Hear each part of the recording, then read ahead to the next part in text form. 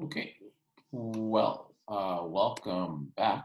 Um, Now we're getting to the topic that a lot of you have been asking me about since the beginning of the school year. And it's a topic that a lot of you probably know about from video games or TV or movies, or at least you have some sort of background information. And even though it's technically not World War II, what we're talking about today, what we're going to be focusing on is what is leading into the Second World War.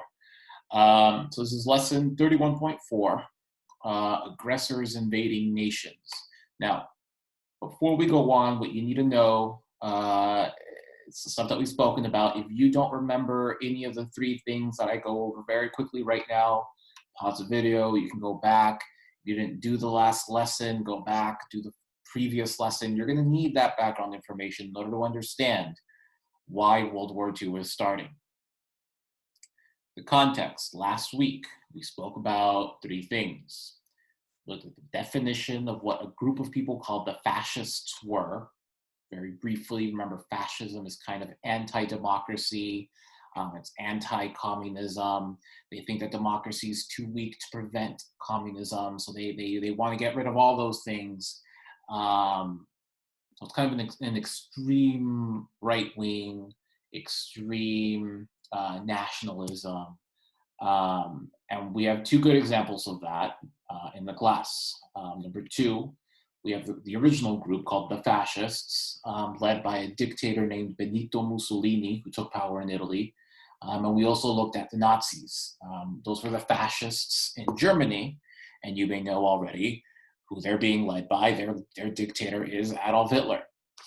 And we saw how they were taking power in Germany. And we're going to see how in both examples they weren't. I mean, they were often. I mean, the Nazis won elections, right? Like they were voted into power, so people chose these Nazis. And again, we went over why they went into those elections, choosing fascist leaders. Now today we're going to start looking at what happens when those fascists are in power. We're going to look actually at Japan first. We're going to see how Japan joins Italy and Germany. A lot of students ask me why Japan, why is Japan involved, why did Japan attack Pearl Harbor? We're going to start to see the beginning of that today. And we're going to see how they join these other fascist countries, Italy and Germany, to form an axis, an alliance. And we're also going to see how the other nations of the world reacted to what these fascists are doing. So those are our lesson objectives and outcomes for today. By the end of lesson 31.4, you should be able to explain the causes of World War II in the Pacific. If you don't know, the Pacific is the big ocean, 12, 10, 20 miles that way. You'll explain the World War happening place in the Pacific. We'll be explaining the causes of World War II in Europe. And we're going to also explain how the democratic nations of the world, like the United States, Britain, and France, how they're trying to prevent a Second World War from breaking out. And we're actually going to see how they, failed, but may have actually made it worse in the process. So, causes of World War I in the Pacific. Let's look at Japan. In the 1920s and 30s, Japan actually started as a democracy. They had a system similar to what we have in the US, where Japanese citizens could go and vote for their leaders. But just like in Germany, just like in Italy, Japan went through some issues. You know, the Great Depression will hit it. They'll have high rates of unemployment. And just like in Germany and in Italy, the people of Japan decided that democracy was weak, or at least some people in Japan decided this. And so what ends up happening is very similar to Germany and Italy. Democracy is overthrown by, in this case, military leaders. These military leaders, just like Germany and Italy, want to expand Japan into an empire. There was actually this idea called Pan-Asianism. If you remember back to the Treaty of Versailles and how Japan was feeling left out, offended, they literally went home and used the word racist, like the Europeans were being racist to the Japanese and didn't want to include them in discussions. This is leading to a lot of frustrations in Japan, and it's leading to this idea called Pan-Asianism, where they want to unify all the Asians of Asia into an Asia for the Asians. Now, there are some people who believe that in a benevolent way, like they actually wanted to help all the Asians. But most people who are saying this in Imperial Japan, what they really mean isn't Asia for the Asians. They really mean more Asia for the Japanese. So they're going to start building an empire. So they're going to go from Japan into this part of what is now China called Manchuria. They're not going to stop there. They're there because they want certain natural resources. There's a lot of coal. There's a lot of iron ore in Manchuria. So they're going in there for those natural resources. Why? You can use those natural resources to continue to wage a war to conquer more places. So they'll start off in this part of China here called Manchuria, or Manchukuo if you're speaking Japanese, and they'll actually go down the coast of China. Here they are marching into Beijing. Now, here's the thing to understand. We're going to see this. I'm torn between what we look at on Friday. One of the things we might look at on Friday is what Japan was doing that was so brutal. We're going to look at Japanese cruelty, basically Japanese war crimes in Asia in the years leading up to World War II. But even though they were brutal, the nations of the world, like the United States, which is just over here, did nothing, right? France and Britain, the United States, these democratic nations, they didn't want to interfere because they knew if they did, they'd be getting into a war. Now, if you remember, World War I was a terrible event, right? It was awful. People are traumatized by that, basically, and they don't want to get involved in another world war. So they see Japan doing this, and they'll say, you know what? This is terrible. This is awful. We might officially reprimand you, which is to say, we think this is bad, but they're not going to do anything about it. Japan, realizing that it has many similar goals and many similar ideas to Nazi Germany and fascist Italy, decided to team up. And they are also going to form that axis, that alliance. So just a quick check for understanding again, to make sure you were paying attention.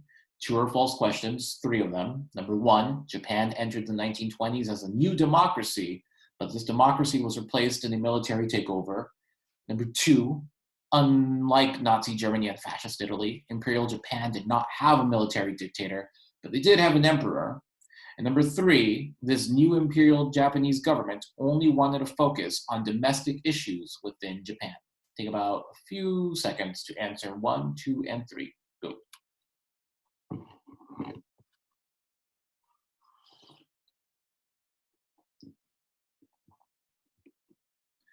Okay. Good. Number 1, we know Japan entered as a democracy, and we know that it was replaced by a military takeover. That's true. I may have failed to mention this, but unlike Germany and Italy, they don't have a dictator, but they do have an emperor. This is the emperor right here, Emperor Hirohito. There's a long history of an emperor in Japan, an emperor who usually doesn't have authority or power. That's kind of the same case here. They gave the emperor his status back, but the real authority of the emperor is really weak. It's more of a ceremonial head. The real power laid in the Japanese military. Number 3, this new Imperial Japanese government only wanted to focus on domestic issues within Japan. That is false. Remember, one of the big goals of Imperial Japan is to be imperial, which means building an empire, which means conquering China. It means going down the coast of China, down to Vietnam. We haven't spoken about all these places, but just know Japan isn't just stopping at China. They are really trying to spread throughout Asia to build a Japanese empire. So now let's look at World War II in Europe. And I'm actually going to compound this. I'm going to bring it together with that third objective, which is explaining how democracies or how democratic nations tried unsuccessfully to preserve the peace. So let's see what's happening in these European nations. Let's start off with the first nation, Italy, fascist Italy. Now, you may remember in our imperialism unit that Italy was defeated by an African country. In fact, Ethiopia is one of the only 2 countries in Africa that were never conquered by Europeans. So Ethiopia has this long history of independence. In fact, they embarrassed Italy in this big battle. You may remember the Battle of Adwa. Menelik II was buying weapons from France and Russia to fight against the Italians. So the Italians were expecting to fight against Africans with spears and shields, and instead they got a modern military, and they lost. So Mussolini is embarrassed by this, and he wants to avenge Italy's defeat. So to get back for Italy's defeat in Africa, Mussolini is going to invade Ethiopia, 1935. Ethiopia's president is going to appeal to the League of Nations. He's going to appeal to all the world's leaders, asking them for help, asking them to at least reprimand the Italians for doing this. But again, just like in Japan, and what Japan was doing in Asia, the nations of the world do nothing. Why? You want to avoid a second world war. Maybe you're seeing a pattern now. Now let's look at the big one, right? The one that really is going to lead to World War II. Let's look at Nazi Germany in Europe. Adolf Hitler, remember, he's coming to power. He's feeding off of, or taking advantage of people's anger at the Great Depression, people's anger at the Treaty of Versailles. First thing he does is reject the Treaty of Versailles. He says this treaty, this peace treaty after World War I was made to humiliate Germany. So we're going to tear that treaty up. I'm not playing by that rule book anymore. First thing he does is he builds up the German military. Remember, the Treaty of Versailles says Germany can only have a military of 100,000 men. Sounds like a lot, but in a large country like Germany, that's really only good for maybe self-defense. Number two, there's a strip of land in Germany called the Rhineland, right next to France. Now, in the Treaty of Versailles, there were not supposed to be any German soldiers in the Rhineland. This was to protect France and Belgium from Germany being aggressive. Now, whether or not this was true, whether or not Germany would have invaded France or Belgium if they didn't have this rule, I don't know. But it is designed to make Germany weaker, because then that also means France, Belgium, and the Netherlands can just waltz into Germany whenever they want. So Hitler, for his second act, moves soldiers into this place called the Rhineland. Now, even though this is breaking the Treaty of Versailles, even though France, Belgium, and the Netherlands are now open to an attack from Germany, Britain and France wanted to avoid a war. So what do they let Hitler do? They let him move his soldiers into the Rhineland. Now, later on, Hitler admits, you know what, if Britain and France had tried to stop me, I would have backed down. But they didn't. They were too terrified of starting a Second World War to stop Hitler from moving soldiers into the Rhineland. Now, Mussolini in Italy sees this, and he's impressed. Now, remember, Mussolini and the Italian fascists were around before the German Nazis. But these German Nazis, these German fascists, are doing a better job at fascism than the Italians were. So Mussolini is thoroughly impressed. And so he decides he wants to make an alliance with Hitler. And this alliance, this axis, would eventually, as I mentioned earlier, also involve Imperial Japan, which had similar goals, had a similar worldview. Part two, the Spanish Civil War. In 1936, you get a civil war in Spain. Some people call this a dress rehearsal for World War II. Because what happens in the Spanish Civil War, I'm not going to go into detail here, we just don't have the time, but just understand it's going to be a small version of what happens in World War II on a big scale. What do I mean by that? It becomes a war between fascists, led by a dictator named Francisco Franco, and Republican forces who wanted a democracy in Spain. Hitler and Mussolini are going to back up the fascists, while again, the democratic nations, the United States, Britain, France, do not do anything to help Republican forces. They're not doing anything to help out the people who believe in democracy and freedom. The war is especially cruel because civilians are being seen as legitimate targets. The second thing that I'm thinking about showing you on Thursday is to see how cruel the Spanish Civil War was. There's a town, a famous battle actually called Guernica, where German fighter planes practiced bombing a city in Spain called Guernica. And we're going to see how that tactic of attacking civilians, that means non-soldiers, that can mean you, that can mean moms, grandmas, children, why killing those civilians is going to be a big part of World War II. Because the democratic countries of the world aren't doing anything, because again, they want to avoid Spain becoming the epicenter of a second world war, the fascists win. They drive out the Republican fighters. So if you're Adolf Hitler and you've moved soldiers into the Sudetenland, or excuse me, the Rhineland, Sudetenland's next, the Rhineland, and nobody stopped you. If you broke the Treaty of Versailles and started building up the German military, nobody stopped you. If you are supporting fascists in Spain and winning, and nobody's stopping you, you might be feeling pretty good. You might be feeling a little arrogant. So seeing his success, Hitler wants to keep expanding his German Reich, or his German Empire. November 1937, Hitler goes to his advisors and says, we're going to expand Germany. March 1938, this is last Thursday's lesson, Germany annexes Austria. So Germany moves into this country here called Austria. And the Austrians vote in favor. They choose to align themselves with Germany. Again, the world's democracies do nothing. September 1938, about half a year later, Hitler again, seeing his success. Nobody stopped me. I wonder what I can get away with next. Now, Hitler's going to see Germany and Austria kind of like a mouth. And he says, you know what? It's only natural if we're also given this part of a country called Czechoslovakia that doesn't exist anymore, but this part of this country called the Sudetenland. So all the world's leaders panic, right? This guy, he should be stopped. And so they go have a conference called the Munich Conference. They all meet in this city over here, Munich.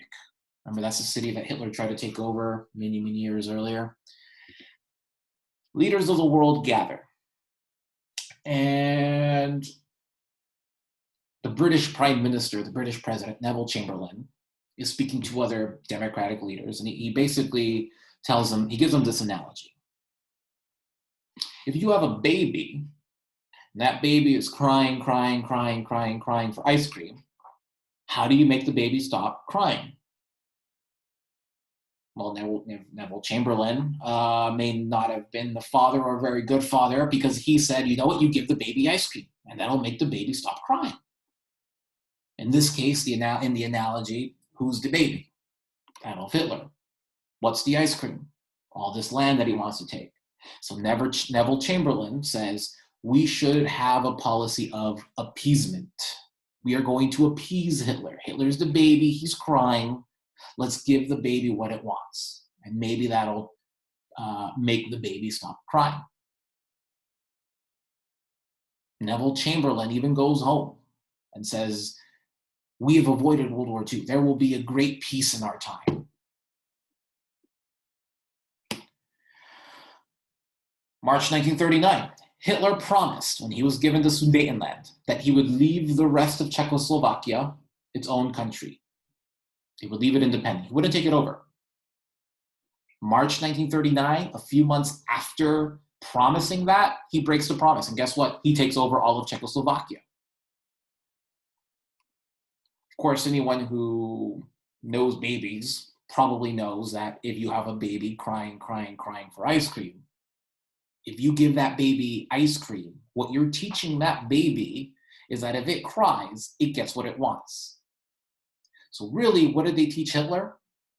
They taught him that if he cries, if he demands something, he's going to get it, and no one will stop him. Hitler is now convinced that the world powers are too afraid to stop him. Hitler is convinced that the democratic countries of the world, Britain, France, the United States, are too scared of a second world war. They're not going to do anything to stop Hitler. They would rather let Hitler according to Hitler and Hitler's mind, keep expanding, than lose millions of lives trying to stop him. Okay, so what does he cry for next? What does he demand next? Well, there's this old city called Danzig. It's historically a German city. Prussia, it's old. It's a medieval city, historically Germanic. In the Treaty of Versailles, it was given to Poland. Hitler now demands Danzig back from Poland. Poland freaks out. They turn to Britain and France for help. Obviously, they're not going to do anything. So Britain and France then turn to Russia. And they go to Joseph Stalin. Remember the dictator in Russia? The guy with the list. And they go down that list at 8 p.m. on a Tuesday and cross out random names. And then they go out and kill those people, right? Like, so one of the most evil men in history, as bad as Hitler, they're going to that guy for help. However,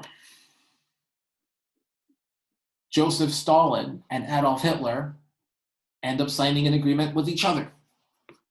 Now, why was this such a shock to the world? Remember, fascism gets its start because a fear of communism. It's people who are afraid of communism and they think democracy is too weak to stop communism. And so they want to get rid of democracy and they become fascists. And they want dictators because they think only a dictator can save us. So basically, these two guys, Adolf Hitler and Joseph Stalin, were supposed to hate each other. And they probably did in reality.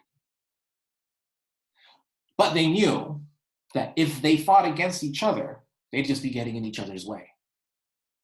They all have their own goals, what they want to do. They want to attack each other. That's not part of their goal necessarily. So August 23rd, 1939, this non-aggression pact is signed. It's a big shock to the world. This here is a political cartoon. You might be wondering what it is. I should probably explain it. This political cartoon is kind of trying to capture the surprise, the ugliness of this marriage, of this pact, this agreement to not attack each other. Hitler now believes he can attack Poland because now he has a Britain and France that are too afraid to stop him.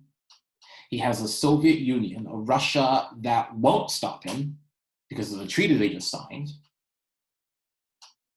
Germany begins planning to attack Poland on September 1st. ...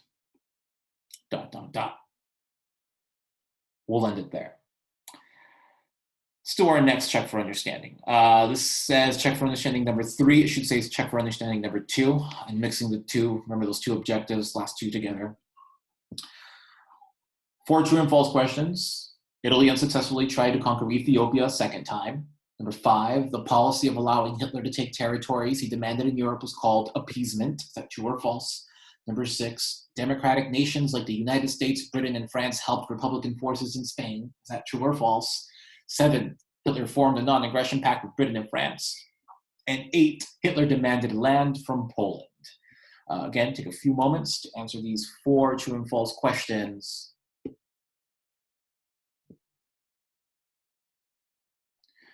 All right. In closing, this is what the world looks like in 1939. You have the Prime Minister of Britain, Neville Chamberlain, who's convinced that they've made a deal with Hitler. You have a Hitler who's broken that deal. A Hitler who thinks that the British and the French and the Americans are too scared to stop him. I wonder what will happen next. After all, this baby has learned that if it keeps crying, it will get whatever it wants.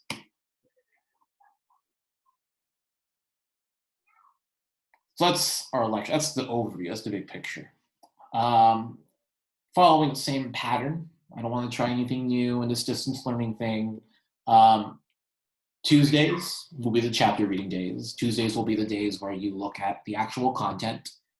You'll look at the chapter uploaded onto Actively Learn.